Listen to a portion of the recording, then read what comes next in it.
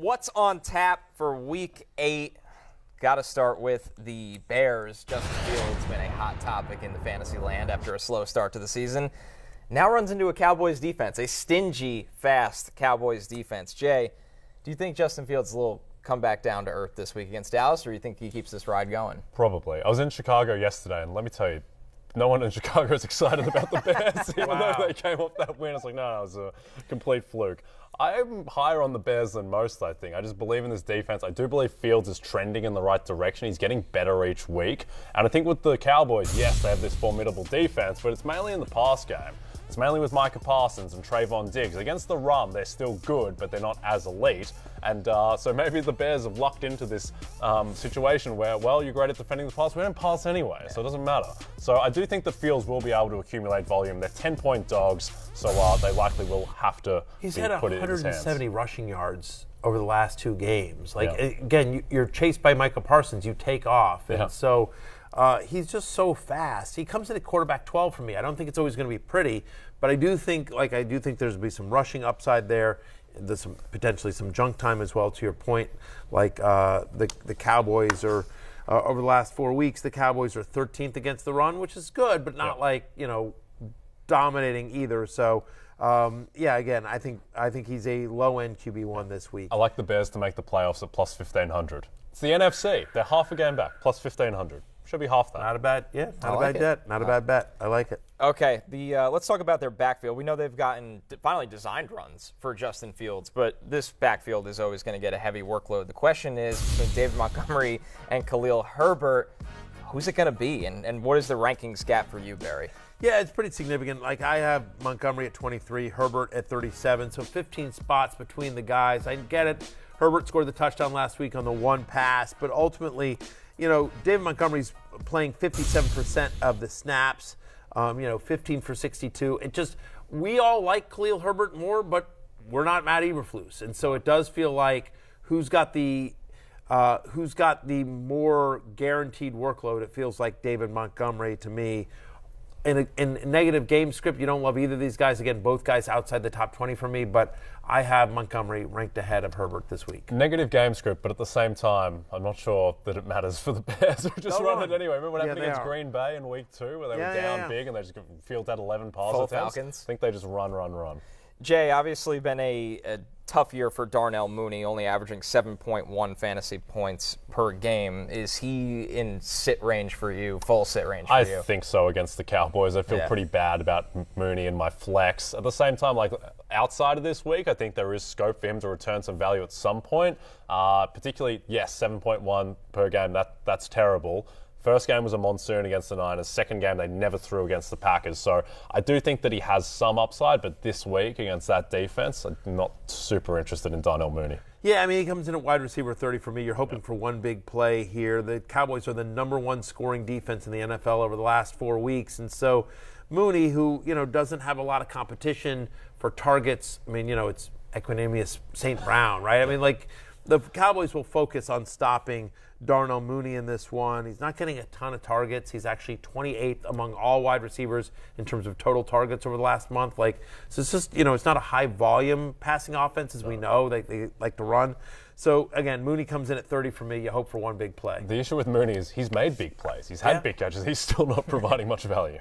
Moving over to the AFC, Jets, Patriots, a game of confusing backfields, fellas. And obviously, Breece Hall down. The Jets make the trade for James Robinson, although Robert Saleh this morning did not commit to James Robinson playing.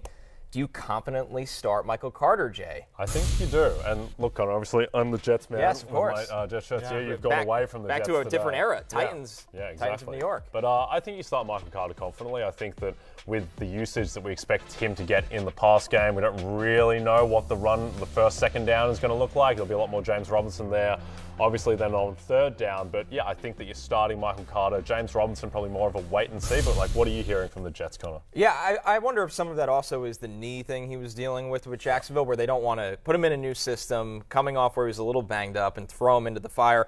I think this game you confidently start Michael Carter. I think he's in for a big day against a run defense that has had a lot of ups and downs. Very bad. Yeah, they've been really rough. But long term, what do you think of James Robinson? Yeah, I mean, I was just going to say to your point about Michael Carter, Patriots have allowed at least 70 yards from scrimmage to a running back in 4 straight games now as well.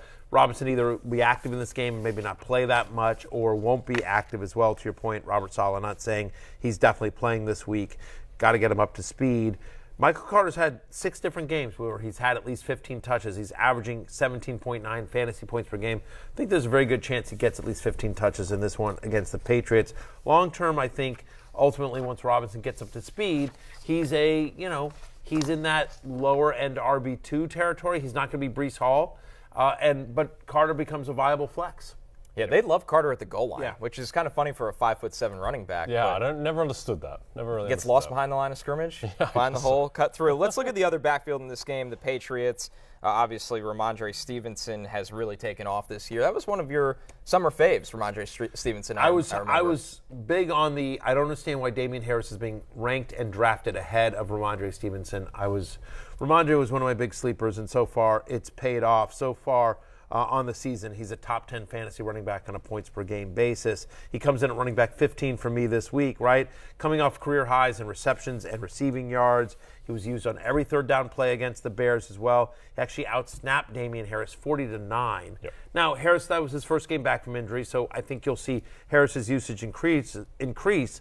But Stevenson now has played on 77% of the team's offensive snaps for 3 straight games. 3 rushing touchdowns. We talk about his passing game usage, but Stevenson actually has 3 rushing touchdowns in just the last 2 games. I think it's a nice matchup here with the Jets. You don't love the matchup with the Jets, but I don't think it's one that scares you either. So, well, I think with what Mac Jones has dealt with, they need to lean on the run. I mean, he just does not look comfortable, and if Bailey Zappi comes in, they will lean on the run for sure. So, back to the NFC, the Rams coming out of the bye week. The Rams' offense has not looked right all year, fellas. Is there any hope, Jay, that out of the bye week they finally turn things around? No, I wouldn't have thought so. Yeah. No, I think this offensive line is just completely unviable. This Niners defense isn't what it was a few weeks ago when they destroyed the Rams. And also, the Rams do get Van Jefferson back, which I think is relatively important for some. Van Jefferson isn't peak Jerry Rice or anything, but he does at least give them a vertical element, which should open up the field a little bit. But no, I don't think you're feeling good about Matthew Stafford. Stafford's QB 15 from me this week.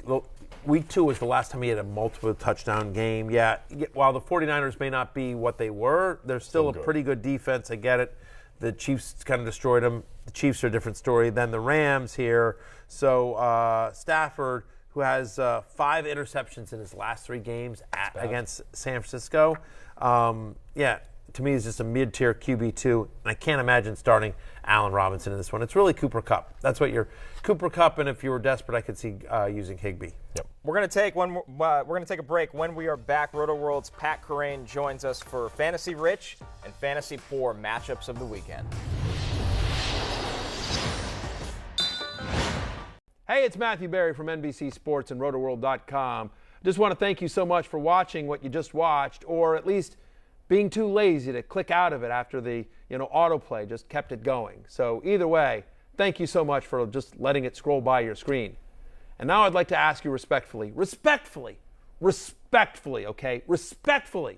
please subscribe to the NFL on NBC YouTube channel for the latest NFL news, fantasy headlines from RotoWorld, and betting analysis from NBC Sports Edge.